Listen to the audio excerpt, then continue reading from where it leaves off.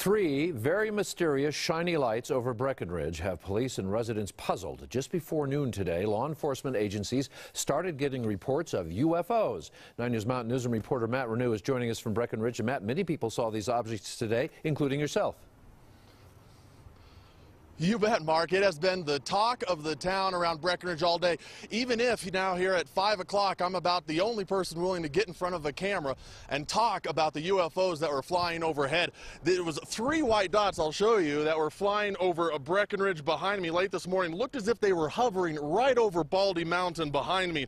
And while no one from the Breckenridge Police Department or Sheriff's Departments wanted to talk about the objects on camera, several people at those organizations saw them, and others around town reported the strange things flying over the skies of Breckenridge, sending police out to investigate these shiny, white, tiny dots in the sky. Some people off camera said they saw them form triangles and a line. On our camera, it seemed as if they didn't move at all. In fact, it took some help for most people to even see them. Very top of the trees, and then just go to the left in the blue sky. There's all those kind of wispy clouds. Yeah. There's a white dot right in near the edge of those wispy clouds. Just to the left of the second pine tree is a white dot. The FAA didn't have a comment on what these dots could be, nor had said they're not tracking any abnormalities at this time. But yesterday, a TV station in Utah reported very similar white dots appearing in the sky over Utah. The objects were visible for about 3 hours. They showed up best when the sun was reflecting off of them. Mark, we also called the Strategic Command as well, U.S. Strategic Command. They said they aren't tracking anything, but they typically track those objects that come in from outer space and then enter orbit. They believe whatever these were probably below their range of tracking. And not drones, you don't think, Matt?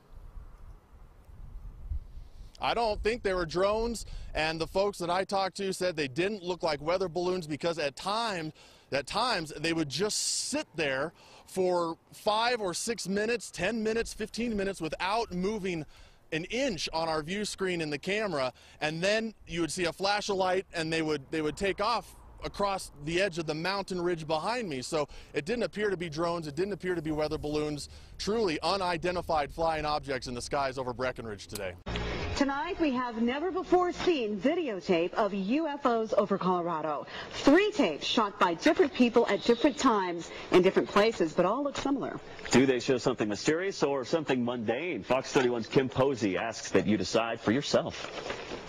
What the hell is that? Whatever this is, it's enough to get Don Baumgartner's attention. Oh, get closer.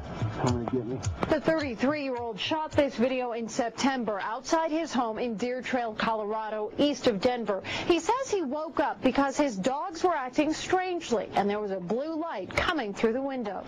There it is again. Baumgartner gave the video to investigators at the Colorado Mutual UFO Network. It was clearly not an aircraft, a conventional aircraft of any kind. Ethan Rich says he's intrigued. The pulsing ball of light seems to have a flattened top and bottom and an object inside. It does display virtually every color of the spectrum as it's strobing.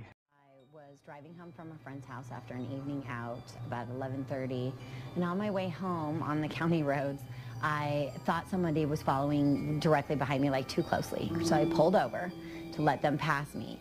No one came. I could smell static electricity, but there was no lightning. So then I get home and I go in and I grab the camera and I just start recording. And I see 15 UFOs like hovering above the land. And then I see what I believe to be a demon appear before me. My heart was racing, and I felt like I couldn't breathe. And I didn't even realize what I got on camera until the next day when I reviewed the tape.